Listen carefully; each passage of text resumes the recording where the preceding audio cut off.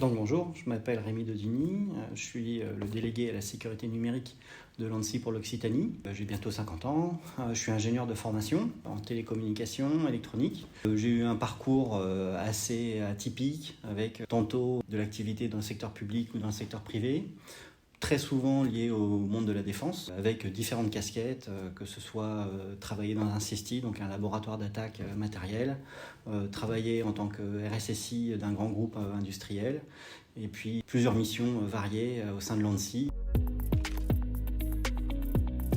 L'ANSSI, c'est l'Agence nationale de la sécurité des systèmes d'information.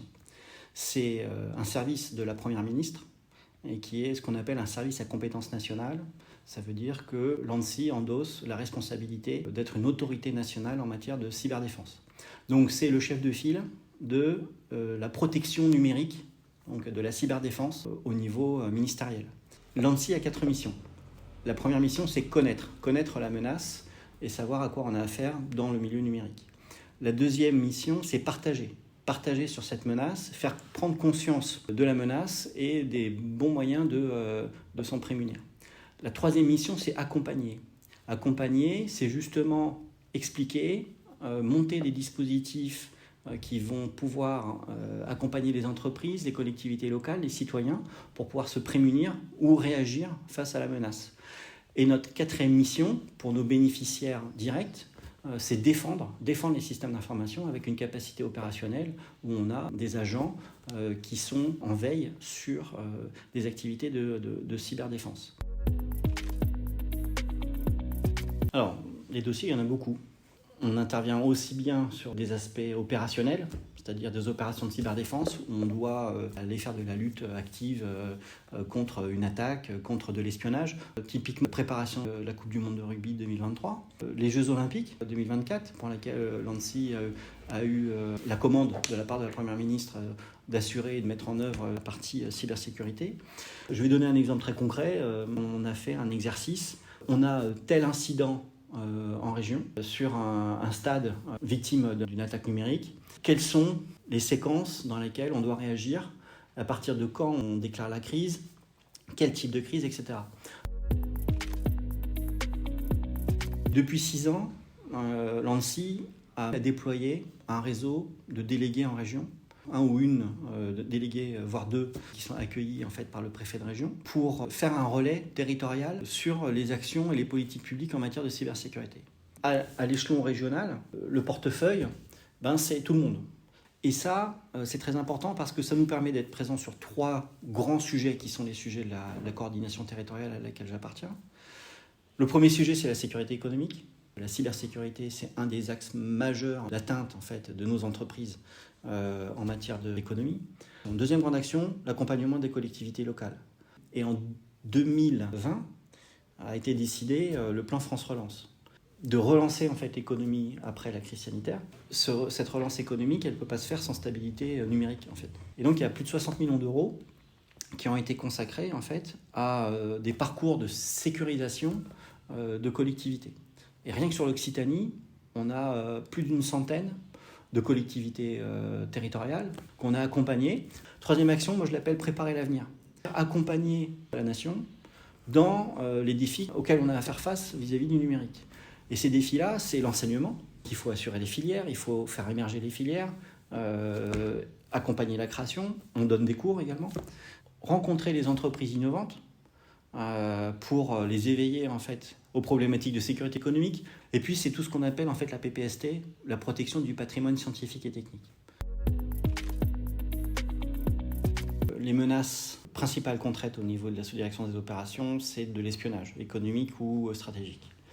Néanmoins, au niveau des entreprises ou des particuliers, et ce qui fait malheureusement des ravages, c'est principalement ce qu'on appelle les rançongiciels, c'est-à-dire des programmes malveillants qui s'infiltrent en fait dans les réseaux informatiques des entreprises, se déclenchent et paralysent en fait l'accès aux données et exigent le paiement d'une rançon pour pouvoir récupérer ces données. C'est un phénomène et qui nous préoccupe d'autant plus que c'est une menace aveugle qui va agresser aussi bien des petites collectivités des mairies, que des hôpitaux, que des petites et moyennes entreprises ou des grands groupes industriels. Et ce qui nous préoccupe le plus, c'est que cette menace, elle est complètement mécanisée. Elle est une source de revenus faramineuse pour des groupes cybercriminels, mafieux. Dès 2020, on a proposé des guides spécifiques pour se prémunir des attaques, pour réagir aux attaques. Et puis avec nos collègues des forces de sécurité intérieure, police et gendarmerie, on intervient aussi sur, mais c'est un peu en marge de la partie cybersécurité, sur ce qu'on appelle les arnaques au président, les faux ordres de virement internationaux, les changements de RIB. Et là aussi, ce sont des choses qui ne sont pas spécifiquement cyber, mais qui utilisent en fait le moyen numérique pour faire de l'OSINT, pour faire de la récupération d'informations à source ouverte. On intervient beaucoup en sensibilisation sur ces deux sujets que sont les rançongiciels et les escroqueries aux faiseurs de virements. La grande chance qu'on a en territorial, c'est qu'on rencontre tout le monde sur un périmètre régional restreint.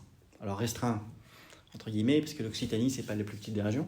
Donc on est amené à rencontrer tout le monde, acteurs publics, acteurs privés, enseignement, recherche, agronomie, santé, aéronautique bien sûr avec Toulouse, mais il n'y a pas que l'aéronautique, et ça je tiens vraiment à le souligner.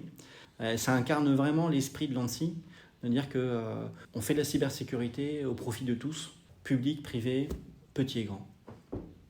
Le seul champ d'action sur lequel on ne va pas, qui est traité par ailleurs, en fait, justement, ce sont les opérateurs d'importance vitale, qui sont traités, eux, en centrale, à Paris.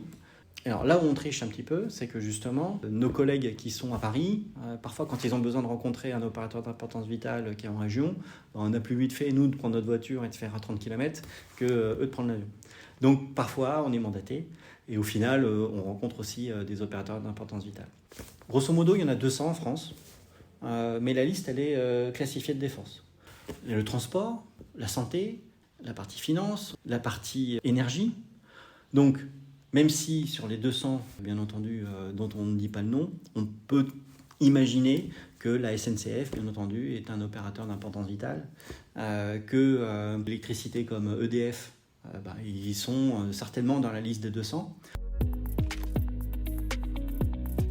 Il y en a beaucoup et c'est triste de constater le dénuement de beaucoup d'entreprises vis-à-vis de l'appréhension du risque numérique. Ce qui m'a choqué le plus, c'est l'année dernière, une visite d'entreprise commanditée par le sous-préfet d'un département voisin. Et là, on découvre un parc informatique administré avec les moyens du bord. Et surtout, un chef d'entreprise qui dit le patron c'est moi, j'ai monté la boîte, je veux avoir besoin de personne pour installer les logiciels, donc vous me mettez en admin. Et je veux en plus de ça avoir un accès sans fil, donc vous me mettez un point d'accès. Et le point d'accès, il était en web, accessible depuis la rue. Donc finalement, je pense qu'il y a beaucoup de gens qui sont dans ce déni, dans cette incompréhension du risque. Il y a besoin en fait d'une acculturation forte et d'expliquer aux gens, aux chefs d'entreprise, les risques auxquels ils s'exposent et ils exposent leur société. Le coût des ordinateurs en mode admin, c'est catastrophique. Je le vois souvent. Ce que je vois tout le temps, c'est les mots de passe faibles. Ce que je vois tout le temps, c'est la non-utilisation des gestionnaires de mots de passe. Ou alors des mots de passe qui sont utilisés sur des dizaines de services professionnels ou personnels. Des systèmes qui ne sont pas à jour. Les deux grandes vulnérabilités qui sont exploitées par les attaquants, c'est Proxy Shell et Log4j. Des failles pour lesquelles on dispose de patchs depuis plus de 2 ans. À l'échelle des citoyens, si on est victime d'une malveillance numérique, si on subit une attaque, ce n'est pas l'ANSSI le bon interlocuteur. On a incubé un dispositif qui est devenu le GIP ACIMA, donc cybermalveillance.gouv.fr. Et donc cette plateforme, cybermalveillance.gouv.fr, elle est là pour apporter du conseil en amont aux particuliers, aux TPE, aux petites collectivités, aux associations, de proposer à la victime de porter plainte, ce qui est vraiment très important, et après donc de faire de la remédiation. Donc c'est ACIMA, donc le cybermalveillance.gouv.fr, qu'il faut contacter quand on est victime soi-même d'une malveillance numérique. Mais avec France Relance, les CSIRT régionaux ce sont des Computer Security Incident Response Team, donc des équipes qui sont là pour conseiller les gens au téléphone en faisant le même travail en fait de cybermalveillance, mais avec un téléphone rouge qu'on peut appeler, donc, qui est le 0800 71 13 13 pour l'Occitanie, numéro auprès duquel les victimes trouveront du conseil, de l'orientation et même bientôt du conseil en gestion de crise. Des choses très simples, les choses qu'on appelle l'hygiène numérique. Pour les particuliers, c'est respecter le guide des 12 règles qui concernent l'utilisation d'un mot de passe fort, la préconisation d'utiliser un gestionnaire de clés, avoir une machine à jour, ne pas être en mode administrateur, des choses très très simples en fait, mais qui permettent de se prémunir de la plus grande partie des attaques.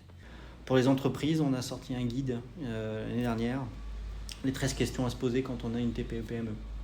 Là, on va sur des sujets un peu connexes, notamment on va poser la question de la cyberassurance. Ces questions-là, la clé elle est là, c'est prendre le temps de réfléchir à la compréhension en fait, du risque numérique, son appétence au risque, est-ce qu'on décide de prendre des risques ou pas, et de faire des sauvegardes. Donc c'est des choses simples en fait. Il y en a beaucoup. Le directeur général a expliqué qu'il fallait qu'on passe du sur-mesure et de la haute couture au prêt-à-porter. C'est-à-dire que les actions qu'on menait pour préserver les entités les plus sensibles et les plus critiques, il va falloir pouvoir les décliner de manière massive auprès de tous. Typiquement, cybermalveillance.gouv.fr, c'est un exemple de dispositif qui accompagne en fait cette politique. Et le deuxième grand chantier, c'est quand même la directive NIS, la NIS V2, qui est, pour faire très très très schématique, qui est à la cybersécurité ce que le RGPD est à la protection des données personnelles. Donc ça va être une réglementation européenne qui s'impose à tous les membres de l'Union. Mais ça veut dire qu'on va avoir d'un coup beaucoup de nouveaux opérateurs de services essentiels à suivre et à réguler. Donc là, c'est un chantier énorme en fait. La cybersécurité n'est pas une affaire de geek à capuche. Donc si on n'a pas de capuche et si on n'est pas geek, c'est pas grave. Au sens où il y a énormément de métiers qui sont liés à la cybersécurité. Bien entendu, on est sur une activité technophile de par l'ADN même de la discipline. Mais la cybersécurité, c'est de l'analyse de risque, c'est de la maîtrise des risques, c'est de la gestion de risque, c'est de la continuité d'activité, de la reprise d'activité. C'est tout ça. Et pour ça, il faut des juristes, il faut du conseil.